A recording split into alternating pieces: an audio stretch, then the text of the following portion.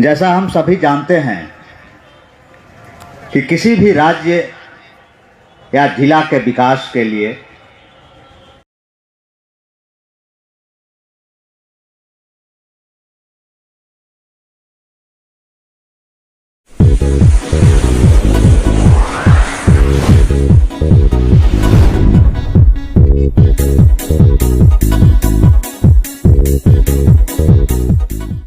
नमस्कार, आप देख रहे हैं करंट खबर। मैं हूं आपके साथ आरती जायसवाल। चलिए आगे बढ़ते हैं खबरों की ओर।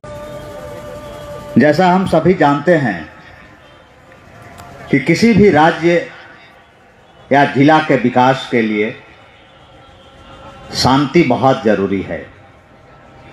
शांति और विकास दोनों एक दूसरे के पूरक हैं। जैसा हम सभी जानते हैं कि जब से झारखंड बना तब से चाईबासा जिला एक नक्सलग्रस्त जिला रहा है और नक्सलियों की समस्या इस जिले के पुराने इतिहास से जुड़ा हुआ है।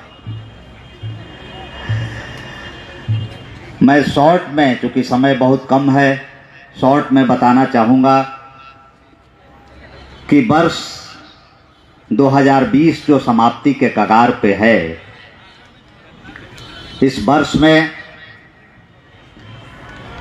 चाईबासा पुलिस सीआरपीएफ के साथ मिलकर के नक्सल फ्रंट पे बहुत काम किया।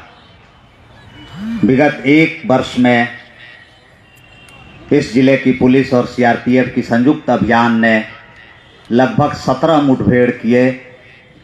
कुल 82 नक्सली गिरफ्तार हुए और 40 हम लोगों ने हथियार बरामद किया है। मैं बताना चाहूँगा कि इन हथियारों में AK-47, 2 LMG जो बहुत ही उम्दा किस्म का हथियार है, एक हजारों कारतूस एवं लेवी के पैसे बरामद हुए हैं। मुझे इस बात की खुशी है कि इस पूरे वर्ष में इस जिले में लैंड माइंस की घटनाओं में हमारा कोई भी पुलिसकर्मी शहीद नहीं हुआ। ये अपने आप में एक उपलब्धि है और आप लोगों के सहयोग से, जनता के सहयोग से, क्योंकि बिना पब्लिक के सहयोग का कोई भी पुलिस, किसी भी जिले की पुलिस, किसी भी देश की पुलिस सफल नहीं हो सकती है। तो आपके सहयोग से, आपकी सूचना से हम लोग इस जिले में अभी तक 179 लैंडमाइंस बरामद किए हैं, जिसको डिफ्यूज किया गया, जो कि एक बड़ी उपलब्धि है जिला पुलिस की। जैसा आप सभी जानते हैं कि इस वर्ष की शुरुआत ही कोरोना महामारी जैसे विश्व स्तरीय महामारी से शुरुआत हुई और ये पुलिस के लिए बड़ा चुनौती भरा वर्ष रहा कि उस कोरोना महामारी में जहां एक तरफ तो सभी को घरों में रहने के लिए कहा जा रहा था, उस समय हमें और हमारे जवानों को रोड पे रहना था और सबों को घरों में रखे रहने की जिम्मेवारी पुलिस के कंधों पे थी। हम लोग अपने जीवन काल में ऐसी समस्या कभी नहीं देखे थे जहां अपने भी बचना था और लोगों को भी सुरक्षित रखना था।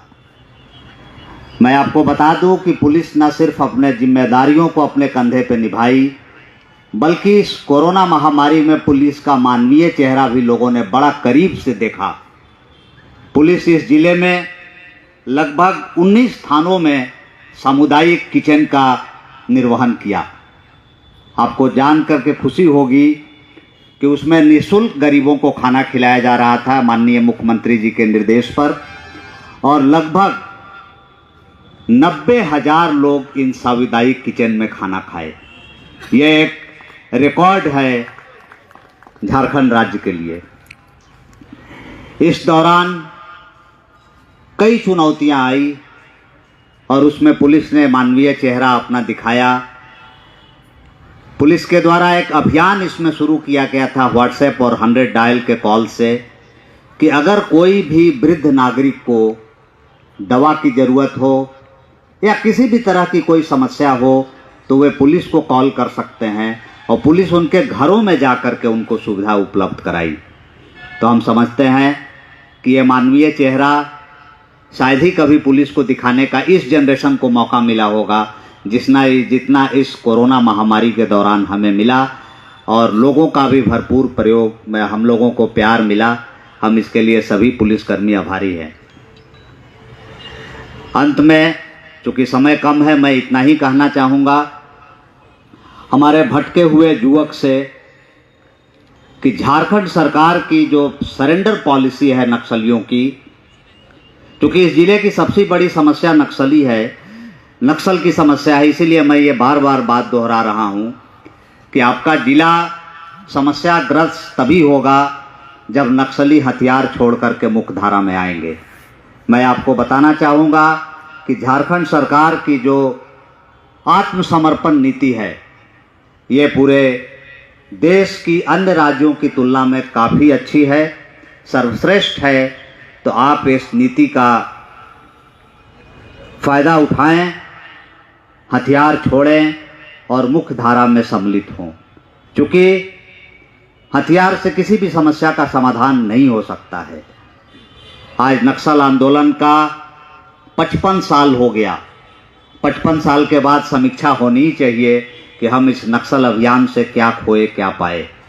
इसलिए मैं आज इस मंच का उपयोग करते हुए अपने भटके हुए नौजवानों को आह्वान करना चाहूँगा कि वो मुख्य धारा में आएँ, इस ज़िले को सर्वविकसित जिला बनाने में सहयोग करें, सरकार की सरेंडर पॉलिसी का फ़ायदा लें, इनाम की राशि उनके परिवार को मिलेगी। और अगर आप सरेंडर की रास्ता चुनते हैं तो मुझे पूरा विश्वास है कि ये दिन दूर नहीं होगा जब ये ज़िला पूर्ण विकसित जिला और नक्सलग्रस्त जिला से छुटकारा पाने वाला जिला बन जाएगा। जय हिंद, जय भारत।